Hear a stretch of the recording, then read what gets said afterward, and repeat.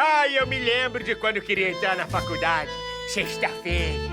Todo mundo indo pra Mesopotâmia. Mas eu, que sempre fui mais da boemia, ia pro Baixo Potâmia mesmo. Tinha até um garçom que era muito amigo meu. Ô, Sumério! Ô, Sumério! Me traga mais o leite de mamute. Era um arraso. Eu me divertia. E no dia seguinte, eu treinava a redação. Que redação tem que treinar. Dá tempo pra tudo. E roda a vinheta aí.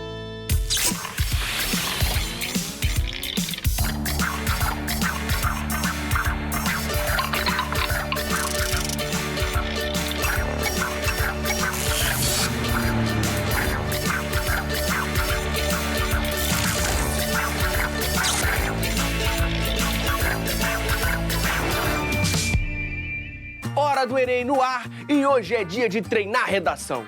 Aquela que agora vem no primeiro dia e continua sendo avaliada de acordo com 5 competências. 4 delas pedem que o candidato escreva e argumente benzão #já é. Mas a 5ª competência exige elaborar a proposta de intervenção para o problema abordado, respeitando os direitos humanos. A gente já falou bastante sobre direitos humanos no programa 170, tá lá no site. Agora é a vez de focar nas propostas de intervenção. E para ajudar, eles já fazem parte do Hora do Enem. Professora Juliana Retes e professor Guilherme Matos. Sejam bem-vindos. Tudo bem, professora? Professor, sejam bem-vindos. Bom, o candidato lê a proposta de redação. Aí faz o primeiro parágrafo, escreve, argumenta, escreve, vai para a proposta de intervenção e trava. E aí, o que faz? Bom, o erro já aconteceu lá atrás. Ele planejou mal o texto. Ele não levou em consideração que ele precisa planejar essa proposta de intervenção de acordo com o desenvolvimento dele. E também em relação até à introdução, com a sua tese. Tudo está interligado, então o planejamento das propostas é muito importante. Bom, a banca fala proposta no singular. É uma proposta mesmo? Bom, de fato a banca fala em uma proposta, no singular. Mas se você pega o histórico dos últimos anos, as redações exemplares, que inclusive o INEP coloca no seu guia, você percebe que os candidatos têm colocado mais do que uma proposta. Então é bom seguir essa linha. Até porque quando ele faz o planejamento textual, que o Guilherme havia falado, ele elencou ali, ele identificou o problema e ele elencou as causas. E aí a gente tem aí uma média de 2 a 3 causas, dependendo de quantos parágrafos ele vai fazer de desenvolvimento.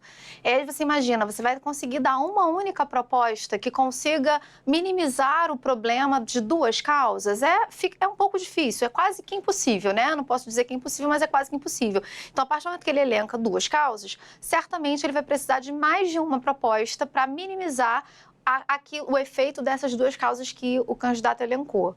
Por outro lado, vale lembrar que a proposta de intervenção não é uma solução absoluta, né? É uma outra alternativa, né? Sim, de fato, a gente não vai conseguir resolver um problema nacional, um problema grave, em 30 linhas, e muito menos nas propostas de intervenção. Mas são ideias que, de fato, podem minimizar a gravidade daquela questão. E aí, quando ele apresenta essa proposta que minimiza o problema, é importante, o guia do INEP deixa isso bem claro, assim, acho que foi um ganho para os candidatos quando o INEP passou a divulgar esse guia, que o candidato precisa identificar quem faz o quê e como, ou seja, identificar qual agente que vai ser responsável por essa proposta para minimizar o problema, o que esse agente pode fazer e o que ele vai fazer também. Bom, pro quem faz o quê, muitas vezes esse quem é que é o problema, né? O candidato ele tem que pensar o seguinte, quando ele está vendo um programa político ou uma cartilha de um candidato, o candidato coloca ali várias propostas para mudar muitas questões relacionadas à cidade, por exemplo. As propostas de intervenção da prova é algo parecido, é como se fosse um pequenino programa de governo. E aí o candidato tem que pensar, olha, mas ninguém governa sozinho. Então, além do governo, ele pode pensar também nas famílias, na sociedade civil organizada, quer dizer, ONGs, associações de bairro, ou, por exemplo, até os partidos políticos, se o tema for alguma coisa relacionada à política propriamente, ou empresas, as escolas, claro.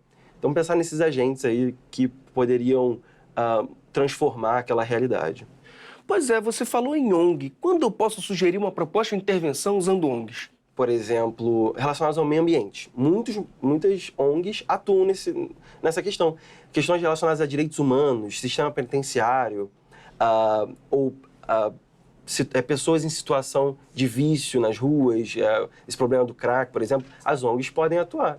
Até porque já são instituições que atuam diante dos nossos problemas que a gente tem. Se a gente pensar, a gente está falando de um país que tem uma dimensão continental e que tem diversos problemas sociais. E por conta disso também, mesmo que se a gente fosse pensar vamos pensar que o nosso governo seja muito eficaz, ainda assim, ele não conseguiria ter braços para alcançar todas as situações. Então, a organização não governamental, sem fins lucrativos, acaba sendo essa instituição importante também para resolver determinadas questões sociais do nosso país. E o candidato pode usar o mesmo agente para todas as propostas? Ele pode, mas se a gente for pensar assim, caramba, será que a ONG, vamos supor que ele escolha a ONG. Quando a gente olha as propostas do Enem, geralmente tem alguma fragilidade do Estado, seja uma fragilidade na legislação, seja uma fragilidade no cumprimento da legislação, seja uma fragilidade na ausência de uma legislação, por exemplo. Nesse caso, a ONG não tem como atuar. O que acontece, o que pode ser bastante possível, é ele colocar o governo como um agente, e quando a gente fala de governo, a gente está falando aí de 3 esferas de poder, né, de 3 instâncias. E aí, no caso de uma lei, por exemplo, da necessidade de uma melhoria na lei, uma questão ambiental, como o Guilherme citou. A gente tem uma lei frágil ambiental. Então o poder legislativo, ele pode atuar na modificação dessa lei. Mas quando a gente pensa aí no cumprimento da lei, quem é que atua? Também é o governo, mas em que esfera? O poder executivo que trabalha com a fiscalização. Então, nesses casos, é possível, muito possível que o aluno ou a aluna coloque ali o governo, o Estado ou o poder público, mas vai diferenciar as esferas desse poder para atuar nas causas que foram colocadas na redação. Em geral, quando a gente fala de fiscalização, entra um componente aí, uma qualidade da proposta que deve ser prezada pelo aluno, que é a viabilidade. Por exemplo, fiscalização de fronteiras, a gente está falando de um país que tem um pouco mais de 23 mil quilômetros de fronteira entre terrestre e marítima. Então, assim, jogar na redação de fiscalização de fronteira é algo inviável. Então, prestar atenção nessa viabilidade. E se o candidato não está muito familiarizado com o tema? Ele pode fazer uma proposta ali em cima do muro, nem contra, nem a favor, muito pelo contrário?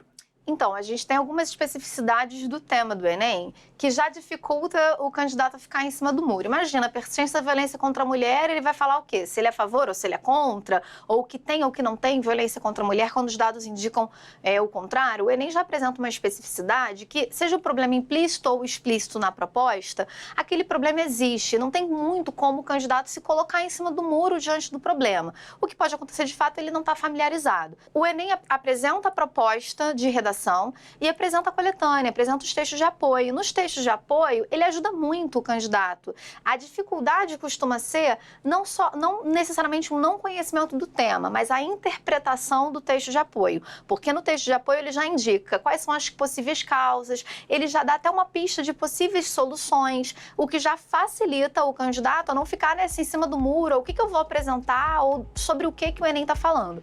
Uma coisa importante, a proposta de intervenção tem que vir no final do texto ou eu posso começar o texto já com uma proposta de intervenção matadora? O ideal é que ela venha realmente na conclusão do texto, mas não dá para a gente inovar até certo ponto, né? O aluno pode começar no D1, no primeiro parágrafo de desenvolvimento, apresentar uma causa e já dar uma solução para essa causa que ele apresentou.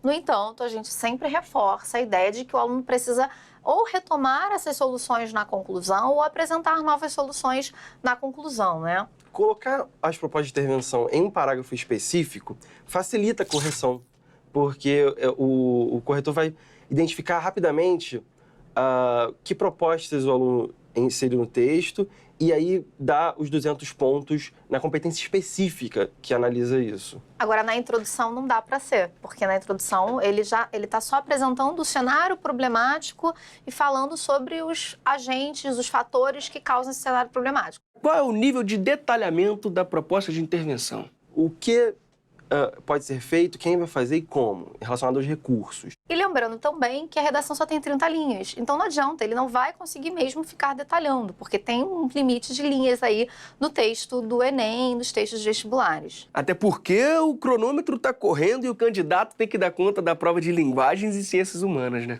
Exatamente, Landy. E assim, o texto dissertativo, argumentativo, ele é um texto técnico que requer objetividade. Então, se o aluno ficar ali detalhando, sendo prolixo, ele sai, inclusive, de um critério do texto dissertativo, que é a objetividade. Então, o candidato tem que ser sintético e, ao mesmo tempo, trazer duas propostas de intervenção com dois agentes diferentes e ainda situar as questões nos níveis individual e social. Sim, quando a gente fala de nível individual e social, o que a gente está dizendo é o seguinte: existe uma proposta mais ligada a longo prazo, uma questão de consciência, de transformação de mentalidades, e aí escola e família geralmente entra aí, ONGs também, a mídia. E uma questão mais social, por exemplo, leis, fiscalização, porque o Estado ele é coercitivo. Ele faz com que as pessoas mudem rapidamente a postura. Então seria bem por aí. Pois é, e assim, é sempre uma compreensão de que o indivíduo age a partir de um coletivo e vice-versa. E aí o Guilherme falou da questão da conscientização. Quando a gente pega o tema de 2016, que fala sobre intolerância religiosa, a gente está falando de um tema que envolve uma questão de conscientização também. Por mais que a gente tenha delegacias de crime de intolerância religiosa, por mais que a gente tenha uma lei que já prevê intolerância religiosa como crime, a gente está falando de uma questão que também está ligada à cultura, ao comportamento, né? Sobretudo quando a gente olha os dados que o Enem apresentou para a gente, ali dizia que as religiões de matriz africana são as que mais sofrem com a intolerância religiosa. Então, a gente está falando de um país que tem como um aspecto cultural, um racismo velado ou não. E aí, nesse caso, a gente está falando de uma mudança individual. Mas essa mudança individual, dificilmente ela acontece, o indivíduo acordou e mudou. Ele passa por um processo de conscientização, que é individual, mas por meio de uma ação de um coletivo. Da escola, que é uma instituição social, da família, da mídia também, intervindo nesse caso para conscientizar as famílias a criarem seus filhos de uma outra forma, enfim. Então, a gente está numa sociedade em que essas duas relações são bem próximas, né? Indivíduo e coletivo. Quando a gente pesquisa sobre o assunto, a gente vê muitas pessoas falando que as propostas têm que ter a ver com a tese. Explica isso melhor. Então, tem que ter a ver com a tese, porque na tese você apresentou as causas. Se você apresenta propostas de solução que não atuam nas causas, não faz o menor sentido. Se você fala, por exemplo, que a violência na sociedade brasileira tem a ver com um comportamento do brasileiro, que é desde a educação, enfim, que os castigos em casa têm a ver com a violência, que seja. Aí você coloca na proposta que os policiais devem ser melhor equipados, não faz o menor sentido, porque não foi essa causa que você apresentou. Você não falou que há um problema, uma questão aí problemática na polícia. Você falou que é uma questão problemática na educação. Então, não vai ter coerência na hora que o corretor for ler aquela redação. Agora que a gente já fez um apanhado geral, a gente pode pensar alguns exemplos de propostas de intervenção? Pode ser? Sim. Bom, então, como seria uma proposta de intervenção bacana para o tema de 2003, por exemplo, que é a violência na sociedade brasileira? Como mudar as regras desse jogo? Nesse ano, havia uma pegadinha, que era o seguinte: no canto direito da proposta, no canto superior, havia um gráfico mostrando que os gastos com segurança pública, eles aumentaram assim exponencialmente. Algo assim assustador. Um crescimento vertiginoso. E aí, o texto indicava que, olha, mas não está funcionando. Então, colocar uma proposta de aumentar os investimentos em segurança pública não ia levar a lugar nenhum. Os textos da coletânea, eles criticavam a penas mais severas. Penas mais severas também não estavam resolvendo o problema.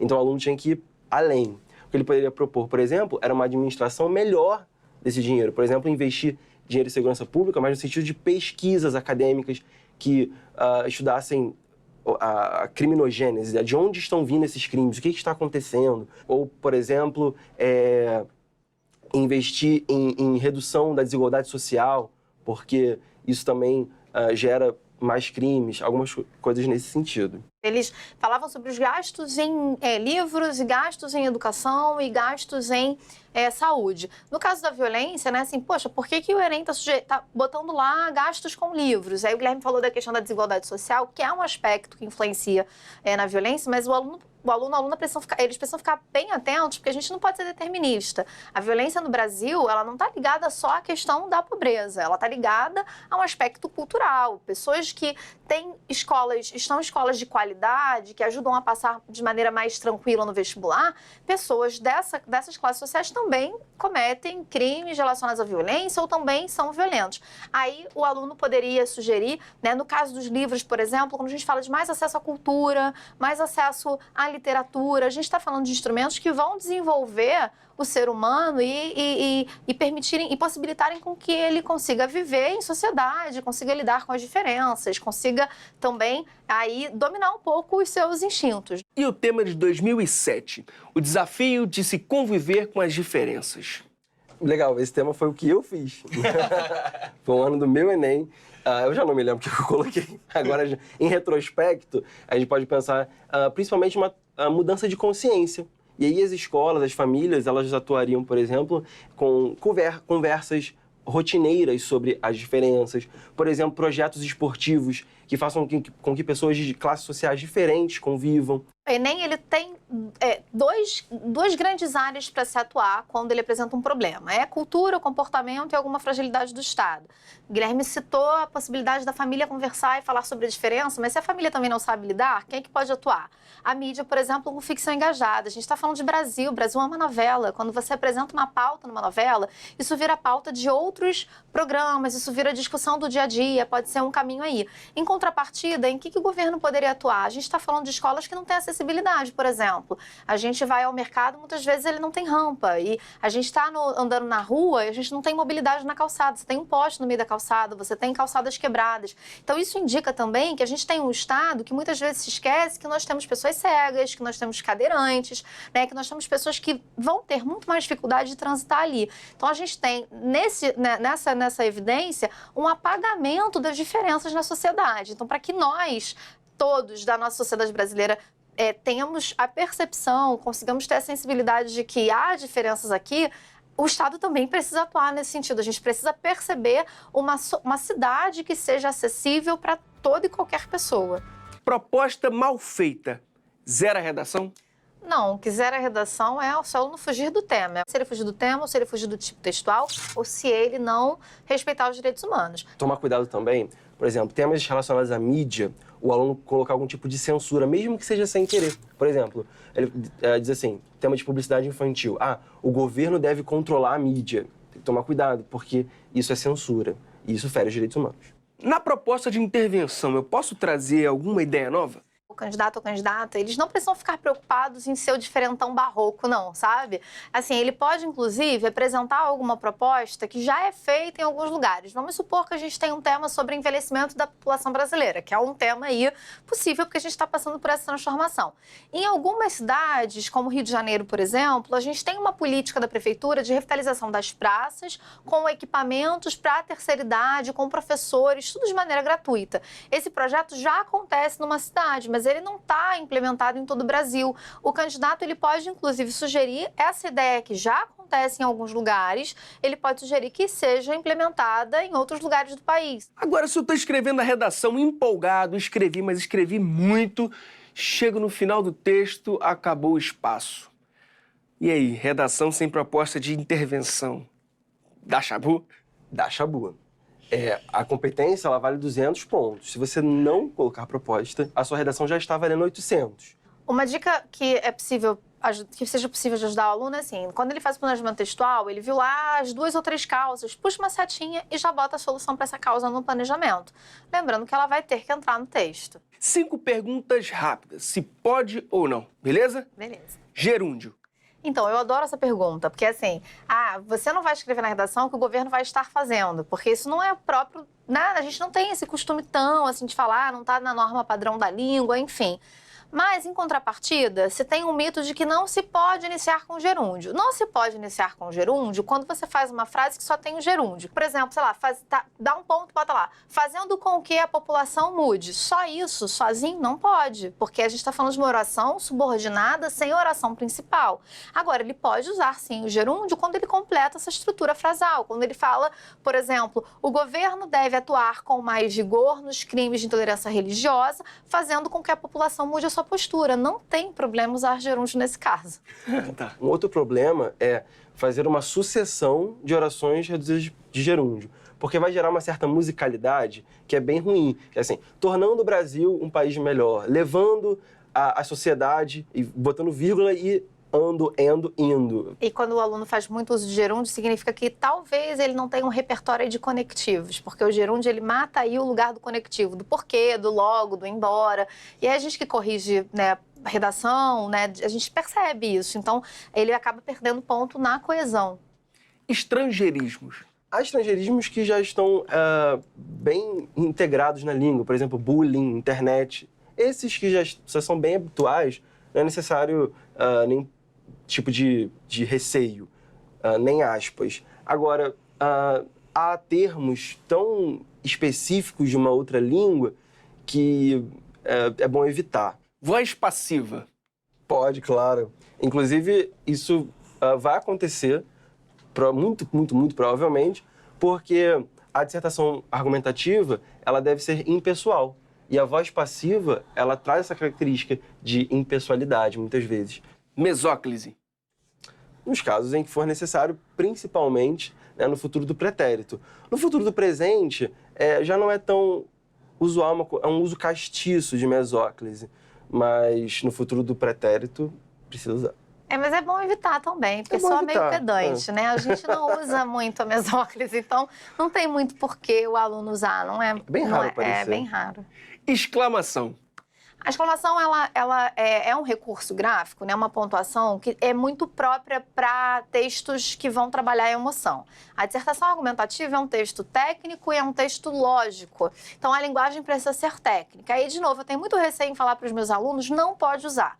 Porque pode ser que, em alguns casos, a exclamação seja ali útil para o processo argumentativo. No geral, não, mas vamos supor que o tema é sobre consumismo. E aí ele vai e fala ao longo da redação dele que a gente recebe o tempo todo mensagens para a gente consumir e ele quer evidenciar alguma dessas mensagens. Compre o carro amanhã, use o batom tal. Quando ele usa esses exemplos, ele vai precisar usar a exclamação e o imperativo, porque vai ter a ver com as mensagens publicitárias. E para quem quer treinar mais, como criar as propostas de intervenção? Qual é a sugestão? Se manter informado, principalmente em relação aos temas prováveis, né, relacionados a assuntos, por exemplo, meio ambiente, segurança, o que tem sido feito, experiências de outros países que saem no jornal. Por exemplo, quando a gente fala de sistema penitenciário, que a Juliana estava falando agora, temos experiência de países como Holanda. O que ocorre na Holanda, na Suíça, em relação ao sistema penitenciário, que aqui no Brasil não ocorre, esse tipo de comparação. E, claro, o acompanhamento do professor, do seu professor, fazendo redações sempre, é muito importante. Últimas considerações? O aluno precisa treinar, não adianta. A gente só aprende a escrever escrevendo. É preciso ler, é preciso estar informado, mas o aluno precisa escrever. Pega temas passados do Enem, escreve, né? Pega as sugestões que a gente tem aqui na hora do Enem. Eu comentei um tema, falei de envelhecimento da população brasileira, Guilherme agora falou do sistema penitenciário. Escreve sobre isso, né? Tem alguns portais que recebem as redações e corrigem, às vezes até de maneira gratuita ou a preços muito baixos, enfim. O aluno precisa escrever. Eu costumo falar para os meus alunos o seguinte: você não fica malhado se você chegar à academia e ficar olhando alguém fazer o exercício. Então, a redação é a mesma coisa. Você não pode só ficar ouvindo a aula ou vendo programas. Você precisa escrever. E aí, professor? Bom, o aluno pode também buscar no Google, é bem fácil, guia de redação do INEP. De 2 em 2 anos eles publicam isso com redações exemplares dos anos anteriores. Redações que ganharam nota máxima. É bom ler para se inspirar. Professor Guilherme, professora Juliana, muito obrigado mesmo, mais uma vez. Eu que agradeço. Obrigado. A gente que agradece. Tá vendo? Então nada de ficar de bobeira. E se precisar de ajuda, corre lá em horadoenem.mec.gov.br. As aulas, as entrevistas, estão todas lá. Até a próxima. A gente falou, deu algumas dicas de propostas e agentes, mas talvez você esteja se perguntando como é que você pode escrever isso de maneira sintética dentro de um parágrafo de conclusão. Então, por conta disso, eu trouxe para vocês um exemplo de uma conclusão com soluções em cima do tema de 2016, Caminhos para combater a intolerância religiosa no Brasil. Vou ler para vocês. Fica claro, assim, que o desrespeito com as diferentes religiões no Brasil vai da fragilidade do Estado a raízes culturais. Diante disso, o primeiro passo pode ser o uso das diferentes mídias para a divulgação da lei que prevê como crime casos de intolerância religiosa. Além disso, é necessário ampliar as delegacias especializadas, o que é de competência do Poder Executivo. Por fim, as escolas devem colocar em prática a lei que obriga o ensino da história e cultura africanas. Assim, talvez, seremos de fato o país de todos e da diversidade cultural.